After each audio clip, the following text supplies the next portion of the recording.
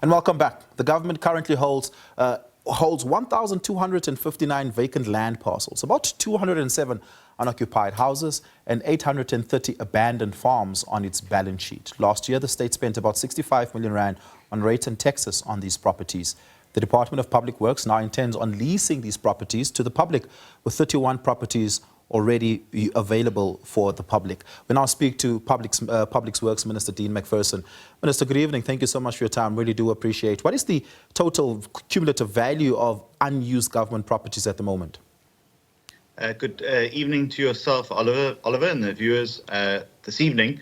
In total, the entire portfolio of the departments is probably worth between 150 and 200 billion rand.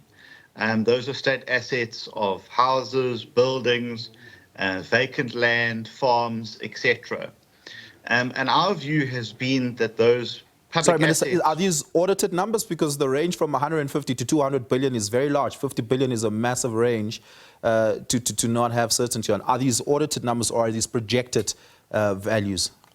Well, they're projected values, determining based on the accuracy of the audit. Now, that has been going on for some time and ranges in the value of the properties and the number of the properties.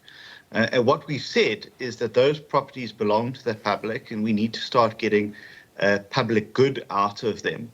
And so, as you said in your introduction, what we've started to do is say we want to test the market to see how we can work in conjunction with developers and development in some commercial aspects to develop those properties so that we can start to get some money out of them and start to run those properties as a property portfolio to generate economic income, to generate jobs, and to generate an annuity income for the state. And just on the 31 properties, we estimate that we're going to generate 10 billion rand worth of private sector investment to generate 165,000 jobs, 40,000 jobs just in the construction industry, and to generate 200 million rand a year for the state. So you can see that if you extrapolate that over more properties over a period of time, it could be very beneficial to the state.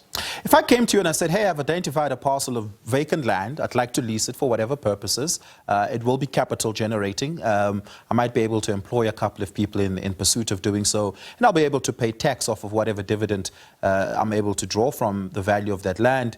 What's the longest possible lease that you would give someone like me in that instance? Well, we wouldn't work in that instance because we have to work in a fair, transparent manner and one which is governed by the Public Finance Management Act. So what we do is we put them out to public comment for a request for proposals, and we look at what is the best case to use. And then we issue leases based on that. So some may be for 20 years, some may be for 50 years, some could be for 99 years, depending on the value of the investment. So it does vary, and we have to be flexible and treat them on a case-by-case basis. Yeah. Does this at all become incompatible, and I'm speaking here specifically about unused and vacant land, does it not perhaps become incompatible with the Land Expropriation Act as it currently stands? Well, the Land Expropriation Act, if you actually read the Act very clearly, is about looking at things like servitudes to be able to have transmission, to deal with buildings. So, the vacant land that the state owns must be used, in my view, to generate economic activity and to generate income for the state. We're also working with municipalities on how to hand that land over to municipalities for social housing aspects. We've signed over land to the Limpopo provincial government for the establishment of an SEZ. We've looking at working with the KZN provincial government to hand land over to them that we own, as well as with the city of Cape Town that wants to do social projects. So whatever the land the state has, it must be used. It makes no sense that the state hangs on to land that doesn't get used when there are very good causes or needs for it, whether it be from an economic value or from a social housing value. And we've started that process, and Sure. we're working fairly rapidly to get through it. Just very briefly, the handing over of land to municipalities, perhaps for them to be able to put to use, is this an attempt at offsetting the 65 million rand paid annually on rates and taxes? Well, if we are spending that much money on vacant land and buildings, it makes no sense. So, where Okay. we can offload that land to municipalities, we obviously won't have to pay for it. We can save the state money there.